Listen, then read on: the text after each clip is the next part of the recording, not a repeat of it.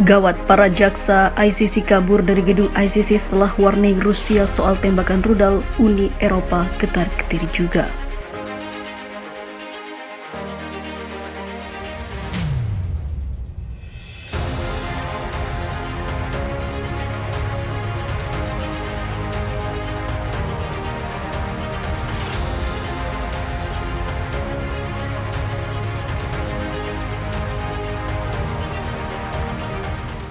ICC menjadi tak berkutik setelah kabar rudal akan bergentayangan di atap gedung ICC membuat Uni Eropa juga kalang kabut.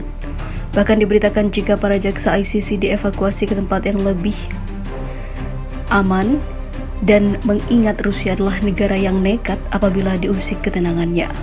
Ketakutan ini makin memuncak setelah mantan Presiden Rusia juga menyerukan militer Rusia mempersiapkan kehancuran pengadilan internasional yang tak ada hubungannya dengan Rusia. Sementara itu, Uni Eropa ketar-ketir mengutuk ancaman Moskow terhadap Mahkamah Pidana Internasional atau ICC menyusul dikeluarkannya surat perintah penangkapan kejahatan perang untuk Presiden Rusia Vladimir Putin.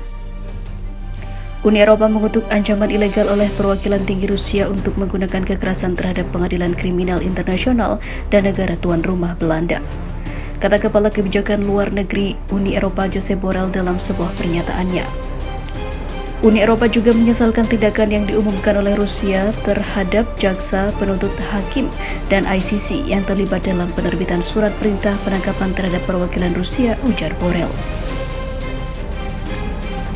Setiap tindakan pembalasan terhadap mereka yang terlibat dalam pekerjaan ICC tidak dapat diterima, kata dia. Menegaskan kembali dukungan penuh Uni Eropa untuk ICC, Borrell menggarisbawahi bahwa ICC harus mampu bekerja secara independen dan imparsial dalam memimpin perjuangan melawan impunitas. Pada Rabu kemarin, ICC menyuarakan keprihatinan atas ancaman yang disampaikan Wakil Kepala Dewan Keamanan Rusia Dmitry Medvedev tentang peluncuran rudal hipersonik Moskow ke pengadilan yang berlokasi di Den Haag, Belanda itu. ICC juga mengeluarkan perintah penangkapan terhadap Putin berdasarkan tudingan bahwa Presiden Rusia itu melakukan pelanggaran dalam deportasi terhadap ribuan anak Ukraina sehingga dianggap sebagai kejahatan perang.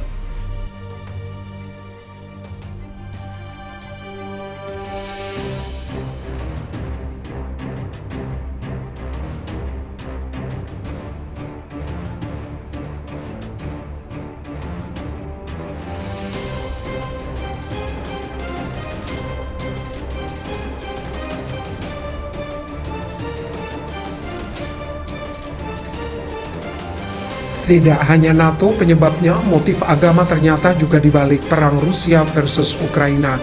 Dikabarkan kini Ukraina telah banyak menyerah dan memilih untuk pasrah dengan situasi di mana Rusia semakin mendominasi dan segera meraih kemenangannya. Konflik yang sudah lebih setahun ternyata diam-diam juga dilatari oleh urusan agama. Berikut faktanya, tepat pada tanggal 24 Februari 2023, invasi Rusia ke Ukraina genap 1 tahun. Korban jiwa dan kerugian perang menjadi sorotan di tengah peringatan 1 tahun perang zaman modern ini. Di balik peringatan itu pun masyarakat dunia masih bertanya-tanya, apa gerangan pemicu perang yang menyeret banyak korban tersebut? Presiden Rusia Vladimir Putin pernah berujar bahwa serangan itu dipicu oleh kekhawatiran terbesar Rusia atas ancaman yang diciptakan oleh para politisi barat, khususnya NATO yang memindahkan kekuatan militernya ke perbatasan Rusia-Ukraina. Was-was dengan gerakan NATO tersebut, Rusia berinisiatif melakukan serangan duluan. Putin memerintahkan militernya menyerang Ukraina sebelum negara itu berubah menjadi pangkalan militer NATO dan membahayakan kedaulatan Rusia. Namun faktanya, permasalahan kedua negara tidak hanya berkisar pada NATO tapi juga menyangkut aspek budaya dan sejarah. Sekitar 7 bulan sebelum melancarkan serangan, Putin sempat menulis sebuah esai panjang berjudul On the Historical Unity of Russian and Ukrainian. Esai Putin tersebut dimulai dengan penegasannya bahwa bangsa Rusia, Belarusia, dan Ukraina terikat oleh kesamaan agama, bahasa, dan tradisi budaya. Fakta ini memang tidak dapat dibantahkan jika ditarik mundur ke tahun 1988, saat itu ada penyebaran agama Kristen dari Kiev ke seluruh tanah air Rusia. Penyebaran ini gencar dilakukan karena penguasa Kiev Vladimir the Great atau Vladimir I resmi menjadi umat Kristiani. Vladimir diketahui jadi aktor penting di balik kristenisasi seluruh rakyat Rusia, kemudian jadi cikal bakal gereja ortodok Rusia. Mulai dari saat itu, agama Kristen menyebar lambat laun menyatu dengan tanah air Rusia, sehingga terciptalah rasa nasionalisme dan spiritual di antara mereka yang amat kuat. Mengutip AFP, Kiev ternyata juga memiliki kedudukan penting bagi dunia keagamaan Rusia. Alhasil, sejak saat itu relasi keduanya pun terjalin mapan sampai berabad-abad lamanya. Sebagai catatan, Kiev jadi bagian tidak terpisahkan dari kekristenan Ortodoks Rusia. Namun ketika konsep negara bangsa terbentuk, hubungan keduanya lantas tidak lagi sama. Terlebih ketika Uni Soviet bubar pada 1991. Setelah hancurnya negara komunis itu, Kiev kemudian jadi ibu kota Ukraina. Pada saat bersamaan, mereka juga menulis sejarah versi mereka sendiri yang menurut Putin di esainya telah memojokkan Rusia atau Uni Soviet dengan menganggap episode sejarah bersamanya sebagai pendudukan. Kemunculan berbagai sentimen dari elit kedua negara dan pihak eksternal lantas mendorong munculnya persaingan tidak terhindarkan yang tidak dapat dijaga oleh perasaan spiritual semata. Puncaknya terjadi pada 2019.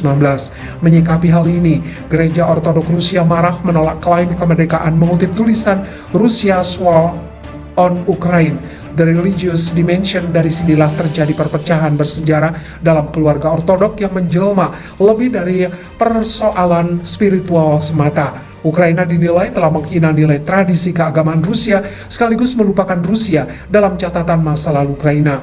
Kondisi ini memicu kemarahan Putin hingga membuatnya menulis esai 5.000 kata itu. Namun patut dicatat, esai itu sendiri sangat tidak logis karena secara eksplisit memperlihatkan keinginan Rusia merebut kedaulatan negara lain berdasarkan konsep kebangsaan yang hadir sejak ribuan tahun lalu. Sayangnya, permasalahan agama telah larut dalam invasi Rusia ke Ukraina. Serangan ke Ukraina tidak hanya dipandang motif ideologi, tapi untuk memurnikan kembali nilai keagamaan. Gereja Ortodoks Rusia menobatkan panggilan untuk Putin sebagai pengusir setan. Hal ini karena keberhasilannya menghabisi Ukraina yang telah memaksa warganya untuk meninggalkan nilai tradisi agama dan Ortodoks Rusia.